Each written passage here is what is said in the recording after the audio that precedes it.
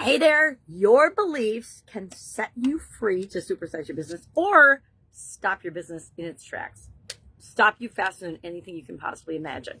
Now, I think it's really interesting today. Let's talk about this, okay? Our beliefs and the impact it has on our ability to create the actual business of our dreams. And as I was getting ready to create this video today, both Ryan Deiss and Alex Hormozy are talking about the same thing, which is a little twist on, and I say this all the time to founders and owners, we are often, and almost every single time I look into it and I have a problem or a challenge in one of my businesses, I realize that I am the bottleneck. And once you can admit that and see that, you can step out of the way. You can stay in the way and you can stunt your organization's growth, or you can say, maybe I am not the right person to do this particular part of the business. Maybe I need to step aside, let my ego step aside, because guess what?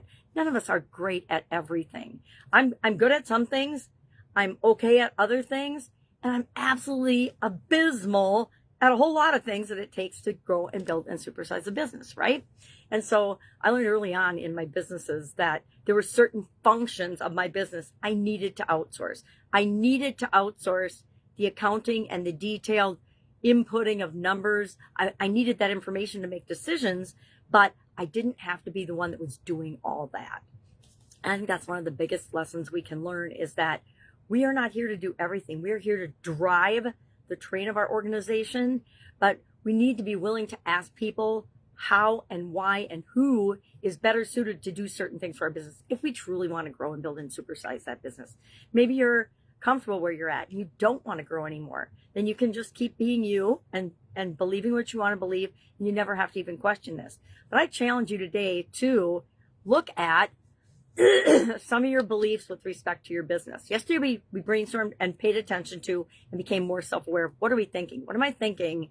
And how is it impacting my business? Or at least just what am I thinking? Write it down. What am I thinking? Write it down. And I came up with a very long list of thoughts that are very repetitive for me. Some are really positive because I've created them intentionally. Others, not so much. And interestingly enough, things that I thought I didn't think anymore still pop into my head. My subconscious is still feeding up thoughts about certain things, judgments about certain things that I thought I had long since dealt with. So guess what? Tomorrow we are going to deal with these thoughts and beliefs. And I'd love to say once and for all, but that's not the way human beings work. It's not the way our minds work, our brains work, our lives work. There will always be things that trigger us in positive and negative ways.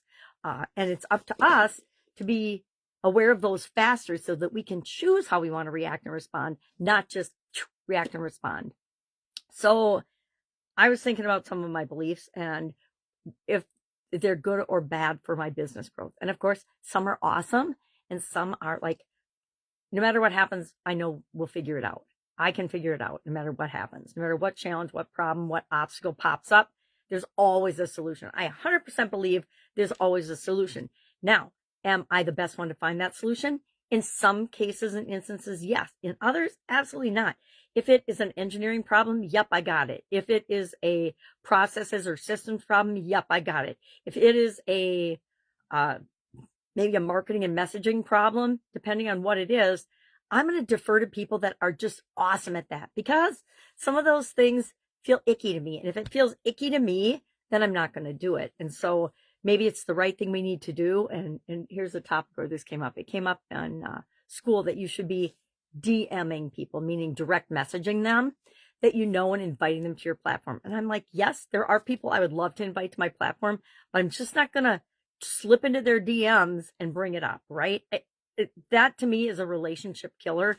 And on the school platform, it happens less than it does on other platforms, but it still happens. And people, it's so transparent. If somebody is just trying to sell you something or get you into their thing, it's nauseating to me. So I'm not the person that's ever going to do that, especially in my own school community. But maybe I do need to outsource that to AI or to someone else that can find a way to build relationships. But guess what? A bot is not building a relationship with another person. That especially for higher ticket things, that to me is my thing. I need to decide as much as the other person whether I want to work with them or not. And so do you. So let's think about our business beliefs today and just write them down as you notice what they are. And I guarantee there's going to be a couple that pop up that you're like, oh my God, where did that come from? I can't believe that that popped into my head. But if it popped into your head, it's because you want to let it go. You want to deal with it so that it doesn't pop into your head or your mind or your consciousness at the most inopportune time. Because I'll tell you what, that does happen. That absolutely positively happens. You might be, sitting in a meeting with a ideal client that you want to capture their business, and you will say the stupidest thing that you can't even imagine why you said it. So I haven't done that for a long time, but it has happened, right? So today, just capture and write down and look for the 3 beliefs just that you are thinking of or that pop into your mind the most often today, just like we did with the thoughts. What are the thoughts that keep recurring? And then do the beliefs, and you can go back and look at your thoughts. And I guarantee if you ask yourself, well, where did that come from? You will find the underlying belief. You can always go through the 5 why or the 7 why exercise and dig down to find the root cause of where that belief came from. But we're going to talk about that tomorrow. I'm going to give you a process, a super simple process that you can use to deal with those beliefs and thoughts as soon as they pop up, so that you're not like I was yesterday, just ruminating in certain things that just don't even matter. All right. Have an awesome day. If I can help you anyway, ask. Otherwise, share your beliefs in the comments below. Just share the 3 most common that pop up for you. It might be there's too much competition, or I don't know what I'm doing, or everybody wants my product and service, or whatever it is. Write that down and we'll talk about them tomorrow. All right. Have an awesome day.